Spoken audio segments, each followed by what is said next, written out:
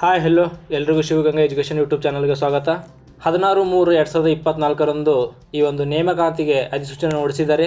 ರಾಜೀವ್ ಗಾಂಧಿ ಆರೋಗ್ಯ ವಿಜ್ಞಾನಗಳ ವಿಶ್ವವಿದ್ಯಾಲಯ ಬೆಂಗಳೂರು ಇಲ್ಲಿ ಉಳಿದಿರುವಂತಹ HK ಮತ್ತು ನಾನ್ HKಗೆ ಸಂಬಂಧಪಟ್ಟಂತಹ ವೃಂದದ ಹುದ್ದೆಗಳಿಗೆ ನೇರ ನೇಮಕಾತಿಯ ಅಧಿಸೂಚನೆಯನ್ನು ಹೊರಡಿಸಿದ್ದಾರೆ. ನೋಡ್ರಿ ಇಲ್ಲಿ ಇವಾಗ HK ಮತ್ತು ನಾನ್ HKಗೆ 40 ಹುದ್ದೆಗಳಿವೆ, HKಗೆ 4 ಹುದ್ದೆಗಳಿವೆ, ಒಟ್ಟು 44 ಹುದ್ದೆಗಳಿವೆ.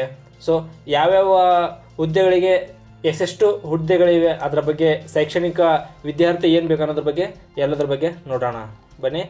ಜೂನಿಯರ್ ಪ್ರೋಗ್ರಾಮರ್ ಇದಕ್ಕೆ ಕಂಪಲ್ಸರಿಯಾಗಿ ನಿಮ್ಮದು BE ಮುಗ್ದಿರಲೇಬೇಕು. ಸೊ BEನಲ್ಲಿ ಎಲೆಕ್ಟ್ರಾನಿಕ್ಸ್ ಮುಗ್ದಿರಲೇಬೇಕು. ಅಂಥವರು ಜೂನಿಯರ್ ಪ್ರೋಗ್ರಾಮ್ಗೆ ಎಲಿಜಿಬಲ್ ಆಗ್ತೀರಾ. ಸೊ ಸಹಾಯಕ ಇಂಜಿನಿಯರಿಂಗ್ ಸಿವಿಲ್ ಅಂತೇಳಿ ಕೊಟ್ಟಿದ್ದಾರೆ. ನೋಡ್ರಿ ಸಿವಿಲ್ ಅಂತೇಳಿ ಕೊಟ್ಟಿದ್ದಾರೆ. ಇದರಲ್ಲಿ ಬ್ಯಾಚುಲರ್ ಡಿಗ್ರಿ ಮತ್ತು ಇಂಜಿನಿಯರಿಂಗ್ ಸಿವಿಲ್ ಆಗಿರಲೇಬೇಕು. ಸೊ ಸಿವಿಲ್ ಆದವ್ರು ಮಾತ್ರ ಈ ಒಂದು ಸಹಾಯಕ ಇಂಜಿನಿಯರ್ ಸಿವಿಲ್ ಹುದ್ದೆಗೆ ಅರ್ಜಿಯನ್ನು ಹಾಕ್ಬೋದು. ಮತ್ತು ಇಲ್ಲಿ ಸಹಾಯಕ ಗ್ರಂಥಪಾಲಕ ಅಂತ ಕೇಳಿದ್ದಾರೆ. ನೋಡಿರಿ, ಸಹಾಯಕ ಗ್ರಂಥಪಾಲಕರಿಗೆ ನಿಮ್ಮದು must and should master degree ಆಗಿರಬೇಕು. ಸೊ ಮಾಸ್ಟರ್ ಡಿಗ್ರಿಯಲ್ಲಿ ಮತ್ತು ಲೈಬ್ರರಿ ಸೈನ್ಸ್ ಆಗಿರಬೇಕು. ಸೊ ಅಂಥವರು ಈ ಸಹಾಯಕ ಗ್ರಂಥಪಾಲಕ ಹುದ್ದೆಗೆ ಅರ್ಜಿಯನ್ನು ಹಾಕ್ಬೋದು.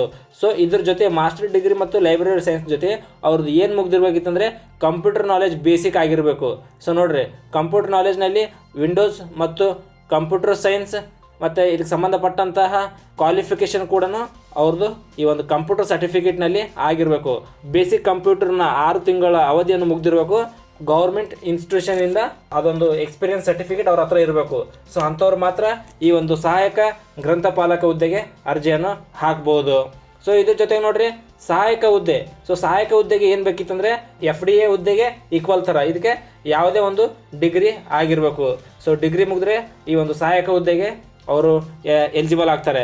ಸೊ ಈ ಡಿಗ್ರಿ ಜೊತೆ ಅವ್ರದ್ದು ಕಂಪ್ಯೂಟರ್ ನಾಲೆಜ್ ಕೂಡ ಆಗಿರಬೇಕು. ಯಾವುದೇ ಒಂದು ಯೂನಿವರ್ಸಿಟಿ ಕಡೆಯಿಂದ ಸೊ ಅವರಿಗೆ notification from A time degree complete ಆದವರು ಸಹಾಯಕ ಹುದ್ದೆಗೆ ಎಲಿಜಿಬಲ್ ಆಗ್ತಾರೆ. ಸೊ ಈ ಡಿಗ್ರಿ ಜೊತೆಗೆ ಅವರಿಗೆ ಮತ್ತು ಕಂಪ್ಯೂಟರ್ ನಾಲೆಜ್ ಕೂಡ ಅವರಿಗೆ ಆಗಿರಬೇಕು. ಅದು ಈ ಸಹಾಯಕ ಹುದ್ದೆ ಅಂದ್ರೆ ನೋಡ್ರಿ, ಸಹಾಯಕ ಹುದ್ದೆ ಅಂದ್ರೆ ಇದು FDಗೆ ಈಕ್ವಲ್ ಥರ ರೀ. ಸೊ FDA ಹೆಂಗದಲ್ಲ, ಸೊ FDಗೆ ಈಕ್ವಲ್ ಥರ ಇದು ಸಹಾಯಕ ಹುದ್ದೆ. ಇದಾದಮೇಲೆ ನೋಡ್ರಿ ಕಿರಿಯ ಸಹಾಯಕ. ಸೊ ಕಿರಿಯ ಸಹಾಯಕ ಅಂದರೆ ಇದು SDA ಥರ ರೀ. ಸೊ SDA ಈಕ್ವಲ್ ಇದು ಕಿರಿಯ ಸಹಾಯಕ ಅಂದರೆ. ಇದು ನೋಡ್ರಿ, ಈ ಕಿರಿಯ ಸಹಾಯಕ ಹುದ್ದೆಗೆ ನಿಮ್ಮದು ಮಿನಿಮಮ್ PUC ಆಗಿರಲೇಬೇಕು. ಸೊ ಇಲ್ಲಿ ಯಾವುದೇ ನಿಮ್ಗೆ ಕಂಪ್ಯೂಟರ್ ಎಕ್ಸ್ಪೀರಿಯನ್ಸ್ ಏನು ಕೇಳಿಲ್ಲ ಅವರು. ಸೊ ಇದು ಕಿರಿಯ ಸಹಾಯಕ ಹುದ್ದೆಗೆ ಸಂಬಂಧಪಟ್ಟಂಥದ್ದು. ಈ ನೀವು ಮೇಲ್ಗಡೆಯಿಂದ ಯಾವುದೇ ನೀವು ಪೋಸ್ಟ್ ಹಾಕಬೇಕಿತ್ತಂದರೆ ನಿಮಗೆ ಕನಿಷ್ಠ 18 ವರ್ಷಗಳು ಆಗಿರಲೇಬೇಕು. ಸಾಮಾನ್ಯ ಅಭ್ಯರ್ಥಿಗಳಿಗೆ ನೋಡ್ರಿ ಗರಿಷ್ಠ ವಿಯೋಮತಿ ಎಷ್ಟು 35 ವರ್ಷ ಆಗಿರಬೇಕು. ಪ್ರವರ್ಗ 2A 2B 3A 3B ಅಭ್ಯರ್ಥಿಗಳಿಗೆ 38 ವರ್ಷ ಆಗಿರಬೇಕು. SC ST ಮತ್ತು ಪ್ರವರ್ಗ 1 ಅಭ್ಯರ್ಥಿಗಳಿಗೆ 40 ವರ್ಷ ಗರಿಷ್ಠ ವಿಯೋಮತಿ ಆಗಿರುತ್ತದೆ. ನೋಡ್ರಿ, ಮತ್ತೆ ಇಲ್ಲಿ ನೇಮಕಾತಿಯ ಗರಿಷ್ಠ ವಿಯೋಮತಿಯನ್ನು ಕರ್ನಾಟಕ ನಾಗರಿಕ ಸೇವಾ ಸಾಮಾನ್ಯ ನೇಮಕಾತಿಯ ನಿಯಮಗಳನ್ನು 1997 ಅನ್ವಯ 3 ಅನ್ವಯ 6ರಲ್ಲಿ ನಿಗದಿಪಡಿಸಿದಂತೆ ನಿಗದಿತ ಗರಿಷ್ಠ ವಿಯೋಮತಿಯಲ್ಲಿ ಸಡಿಲಿಕೆಯನ್ನು ಕೊಡಲಾಗಿದೆ ಅಂತ ಕೇಳಿದ್ದಾರೆ. ನೋಡ್ರಿ ಅರ್ಜಿ ಸಲ್ಲಿಸುವ ಕೊನೆಯ ದಿನಾಂಕವನ್ನು ಪ್ರಕಟಿಸಲಾಗಿದೆ. ಯಾವಾಗ ಪ್ರಾರಂಭ ಆಗಿತ್ತು ಅದನ್ನು ಹೇಳಿದ್ದಾರೆ. ಸೊ ಈ ಒಂದು ನಿಮಗೆ ಹೆಚ್ಚಿನ ಮಾಹಿತಿಗಾಗಿ ಈ ಒಂದು KEA.KR.NIC.inಗೆ ನೀವು ಹೆಚ್ಚಿನ ಮಾಹಿತಿಗಾಗಿ ಈ ವೆಬ್ಸೈಟ್ಗೆ ನೀವು ಭೇಟಿಯನ್ನು ಕೊಡ್ಬೋದು. 26/3/2024 ಈ ಎಲ್ಲ ಹುದ್ದೆಗಳಿಗೆ ಅರ್ಜಿ ಸಲ್ಲಿಸಲು ಪ್ರಾರಂಭವಾಗುತ್ತದೆ. ಮತ್ತು ಅರ್ಜಿ ಸಲ್ಲಿಸಲು ಕೊನೆಯ ದಿನಾಂಕ ಅಂತಂದರೆ 25/4/2024 ಕೊನೆಯ ದಿನಾಂಕ ಆಗಿರುತ್ತದೆ. ಈ ಎಲ್ಲ ಅರ್ಜಿಗಳಿಗೆ ಶುಲ್ಕ ಪಾವತಿ ಮಾಡಲು ಕೊನೆಯ ದಿನಾಂಕ ಯಾವಾಗಿದೆ ಅಂದರೆ 26ನೇ ತಾರೀಕು ಕೊನೆಯ ದಿನಾಂಕವಾಗಿದೆ. ಸಾಮಾನ್ಯ ಅರ್ಹತೆ ಅಭ್ಯರ್ಥಿಗಳಿಗೆ 2A 2B 3A 3B ಅಭ್ಯರ್ಥಿಗಳಿಗೆ 750 ರೂಪಾಯಿ ಚಲನ್ ಇದೆ. SC ST ಮತ್ತು ಪ್ರವರ್ಗ 1 ವಿಕಲಚೇತನ ಅಭ್ಯರ್ಥಿಗಳಿಗೆ 500 ರೂಪಾಯಿ ಚಲನ್ ಕೂಡ ಇದೆ. ಸೊ ಇದರ ಜೊತೆ ಸ್ಪರ್ಧಾತ್ಮಕ ಪರೀಕ್ಷೆ ವಿಧಾನ ಯಾವ ಥರ ನಡೆಸ್ತಾರೆ ಅಂತಂದ್ರೆ ನೋಡ್ರಿ, ಆಫ್ಲೈನ್ OMR ಟೈಪ್ ಮೂಲಕ ಈ ಒಂದು ಪರೀಕ್ಷೆಯನ್ನು ನಡೆಸಲಾಗುತ್ತದೆ. ಇದು ನೋಡ್ರಿ ಯಾವ್ಯಾವ ಹುದ್ದೆಗಳಿಗೆ ಏನೇನು ಸಿಲೆಬಸ್ ಇರುತ್ತೆ ಅಂತೇಳಿ ಕೂಡ ಕೊಟ್ಟಿದ್ದಾರೆ. ಈ ಒಂದು ಜೂನಿಯರ್ ಪ್ರೋಗ್ರಾಮ್ ಮತ್ತು ಸಹಾಯಕ ಇಂಜಿನಿಯರಿಂಗ್ ಸಿವಿಲ್ ಈ ಹುದ್ದೆಗೆ ಯಾವುದಾವುದು ಸಬ್ಜೆಕ್ಟ್ ಇರುತ್ತೆ, ಎಕ್ಸಾಮ್ ಎಷ್ಟು ಗಂಟೆ ಇರುತ್ತೆ ಅಂತ ಕೊಟ್ಟಿದ್ದಾರೆ. ನೋಡ್ರಿ ಇಲ್ಲಿ ಪೇಪರ್ 1 ಅಂದರೆ ನಿಮಗೆ GK ಪೇಪರ್ ಇರುತ್ತೆ. ಸೊ ಇದು 100 ಮಾರ್ಕ್ಸಿಂದ ಇರುತ್ತೆ, 2 ಗಂಟೆಗಳ ಕಾಲಾವಕಾಶ ಇರುತ್ತೆ. ಸೊ ಪೇಪರ್ 2ನಲ್ಲಿ ನೋಡ್ರಿ ಸ್ಪೆಸಿಫಿಕ್ ಪೇಪರ್ ಇರುತ್ತೆ. ಈ ನಿಮ್ಮ ಸಬ್ಜೆಕ್ಟ್ಗೆ ನಿಮ್ಮ ಪೋಸ್ಟ್ಗೆ ಸಂಬಂಧಪಟ್ಟಂಥ ವಿಷಯದ ಬಗ್ಗೆ ಇರುತ್ತೆ. ಸೊ ಇದು ಕೂಡ 100 ಮಾರ್ಕ್ಸಿಂದ ಇರುತ್ತೆ, 2 ಗಂಟೆಗಳ ಕಾಲಾವಕಾಶ ಇರುತ್ತೆ.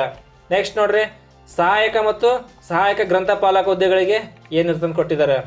ಸೊ ಇಲ್ಲಿ ಪ್ರಶ್ನೆ ಪತ್ರಿಕೆ ಇಲ್ಲಿ ಕೊಟ್ಟಿದ್ದಾರೆ ನೋಡ್ರಿ, GK ಕೊಟ್ಟಿದ್ದಾರೆ. ಸೊ ಕರೆಂಟ್ ಅಫೇರ್ಸ್ ಇರುತ್ತೆ. ಸೊ ಇಲ್ಲೆಲ್ಲ ವಿಷಯಗಳನ್ನು ಕೊಟ್ಟಿದ್ದಾರೆ, ನೋಡ್ಕೊಳ್ಳಿ. ಇದನ್ನು ಕೂಡ 100 ಮಾರ್ಕ್ಸಿಂದ ಇರುತ್ತೆ. ಸೊ 2 ಗಂಟೆಗಳ ಕಾಲಾವಕಾಶ ಇರುತ್ತೆ. ಪೇಪರ್ 2ನಲ್ಲಿ ಸಾಮಾನ್ಯ ಕನ್ನಡ, ಸಾಮಾನ್ಯ ಇಂಗ್ಲೀಷ್, ಕಂಪ್ಯೂಟರ್ ಜ್ಞಾನ ಇರುತ್ತೆ. ಸೊ ಇದು 100 ಮಾರ್ಕ್ಸಿಂದ ಇರುತ್ತೆ. ಇದನ್ನು ಕೂಡ 2 ಗಂಟೆಗಳ ಕಾಲಾವಕಾಶ ಇರುತ್ತೆ. ಕಿರಿಯ ಸಹಾಯಕ ನೋಡ್ರಿ, ಕಿರಿಯ ಸಹಾಯಕ ಹುದ್ದೆಗೂ ಕೂಡ 2 ಪೇಪರ್ ಇರುತ್ತೆ. Paper 1, paper 2. ಸೊ ಇದರಲ್ಲಿ ಕೂಡ ಕರೆಂಟ್ ಅಫೇರ್ಸ್ ಇರುತ್ತೆ, ಮತ್ತು ಇದೆಲ್ಲ ವಿಷಯಗಳು ಕೊಟ್ಟಿದ್ದಾರೆ ನೋಡ್ರಿ, ಕ್ಲಿಯರಾಗಿ ನೋಡ್ಕೊಳ್ರಿ. ಸೊ ಪೇಪರ್ 2ನಲ್ಲಿ ಕೂಡ ಸಾಮಾನ್ಯ ಕನ್ನಡ, ಸಾಮಾನ್ಯ ಇಂಗ್ಲೀಷ್, ಕಂಪ್ಯೂಟರ್ ಜ್ಞಾನ ಇರುತ್ತೆ. ಸೊ 100 ಮಾರ್ಕ್ಸಿಂದ ಇರುತ್ತೆ. 2ಕ್ಕೂ ಕೂಡ 2 ಗಂಟೆಗಳ ಕಾಲಾವಕಾಶ ಇರುತ್ತೆ. ಸೊ ನೋಡ್ರಿ, ಇವೆಲ್ಲ ಪರೀಕ್ಷೆಗಳಿಗೆ ಯಾವುದೇ ನೀವು ಹುದ್ದೆಗೆ ಎಕ್ಸಾಮ್ ಬರೀಬೇಕಂತಂದರೆ ನಿಮಗೆ ಕಂಪಲ್ಸರಿಯಾಗಿ ನಿಮಗೆ ಕನ್ನಡ ಕಡ್ಡಾಯ ಭಾಷೆ ಇದ್ದೇ ಇರುತ್ತೆ. ಸೊ 2022 ನಂತರ ಯಾರಾದರೂ ಎಕ್ಸಾಮ್ ಬರೆದ್ರೆ ಅವ್ರ ಹತ್ರ ಕನ್ನಡ ಸರ್ಟಿಫಿಕೇಟ್ ಇದ್ದರೆ ಅವ್ರೇನು ಬರೆಯೋದು ಅವಶ್ಯಕತೆ ಇಲ್ಲ.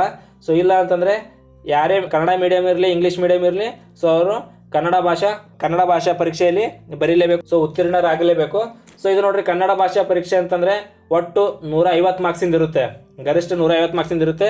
ನೀವು ಕನಿಷ್ಠ ಇದರಲ್ಲಿ ಪಾಸ್ ಆಗಬೇಕಂತಂದರೆ 50 ಮಾರ್ಕ್ಸ್ಗಳನ್ನು ತೊಗೊಳ್ಳೇಬೇಕು.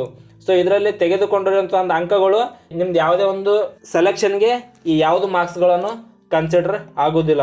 ಸೊ ಇದರಲ್ಲಿ ಎಲಿಜಿಬಲ್ ಪೇಪರ್ ಇದು. ಸೊ ಇದರಲ್ಲಿ ಪಾಸ್ ಆದರೆ ಸಾಕು. ಸೊ ನೋಡ್ರಿ, ಇದಕ್ಕೂ ಕೂಡ ನೆಗೆಟಿವ್ ಮಾರ್ಕ್ಸ್ಗಳು ಇವೆ. 1/4 ಅಂದರೆ 4 ಪ್ರಶ್ನೆ ತಪ್ಪಾದರೆ ನೀವು ತೊಗೊಂಡಿರುವ ಮಾರ್ಕ್ಸ್ನಲ್ಲಿ 1 ಮಾರ್ಕ್ಸನ್ನು ಕಟ್ಟಾಗಿರುತ್ತೆ. ಸೊ 1/4 ನೆಗೆಟಿವ್ ಮಾರ್ಕ್ಸ್ ಇದೆ. ಸೊ ಮತ್ತು ಎಲ್ಲ ಎಕ್ಸಾಮ್ಗಳಲ್ಲಿ ಏನೇನಿರುತ್ತೆ ಎಲ್ಲ ಸೂಚನೆಗಳು ಸೇಮ್ ಅದೇ ಇರುತ್ತೆ ಫ್ರೆಂಡ್ಸ್. ಸೊ ಮತ್ತು ನಿಮಗೆ ಹೆಚ್ಚಿನ ಮಾಹಿತಿ ಬೇಕಿದ್ರೆ ಹೆಚ್ಚಿನ ಮಾಹಿತಿಗಾಗಿ ನಂಬರ್ ಕೊಟ್ಟಿದ್ದಾರೆ. ಸೊ ಈ ನಂಬರನ್ನು ನೀವು ಸಂಪರ್ಕಿಸಬಹುದು. ನಿಮಗೆ ಜಾಸ್ತಿ ಏನಾದರೂ ಕನ್ಫ್ಯೂಸ್ ಇದ್ದಲ್ಲಿ. ಇತ್ತೀಚೆಗೆ ಹೊರಡಿಸಿದಂತಹ ನೇಮಕಾತಿ ಅಧಿಸೂಚನೆ ರಾಜೀವ್ ಗಾಂಧಿ ಆರೋಗ್ಯ ವಿಜ್ಞಾನಗಳ ವಿಶ್ವವಿದ್ಯಾಲಯ ಬೆಂಗಳೂರು, ಇಲ್ಲಿ ಉಳಿದಿರುವಂಥ HK ನಾನ್ HKಗೆ ಸಂಬಂಧಿಸಿದಂಥ ವಿಷಯಗಳನ್ನು ನೀವು ಕಂಪ್ಲೀಟಾಗಿ ನೋಡಿದ್ದೀರಿ. ಸೊ ಯಾರೆಲ್ಲ ಇದಕ್ಕೆ ಎಲಿಜಿಬಲ್ ಆಗ್ತೀರಾ, ಸೊ ಆದಷ್ಟು ಬೇಗ ಈ ಅಪ್ಲಿಕೇಶನ್ ಹಾಕಿ ಇದಕ್ಕೆ ಬೇಕಾಗಿರುವಂತಹ ತಯಾರಿಗಳನ್ನು ಮಾಡಿಕೊಳ್ಳಿ. ಸೊ ಇನ್ನು ಯಾರೆಲ್ಲ ನಮ್ಮ ಚಾನಲನ್ನು ಶಿವಗಂಗಾ ಎಜುಕೇಷನ್ ಯೂಟ್ಯೂಬ್ ಚಾನಲನ್ನು ಸಬ್ಸ್ಕ್ರೈಬ್ ಮಾಡಿಲ್ಲ, ಸೊ ಆದಷ್ಟು ಬೇಗ ಸಬ್ಸ್ಕ್ರೈಬ್ ಮಾಡಿ, ಶೇರ್ ಮಾಡಿ. ಇದೇ ಥರ ಬರುವಂಥ ಮತ್ತೆ ಮುಂದಿನ ನೋಟಿಫಿಕೇಷನ್ಗಳೆಲ್ಲ ತಮಗೆ ದೊರಕುತ್ತದೆ. ಮುಂದಿನ ವಿಡಿಯೋನಲ್ಲಿ ಸಿಗೋಣ. Thank you.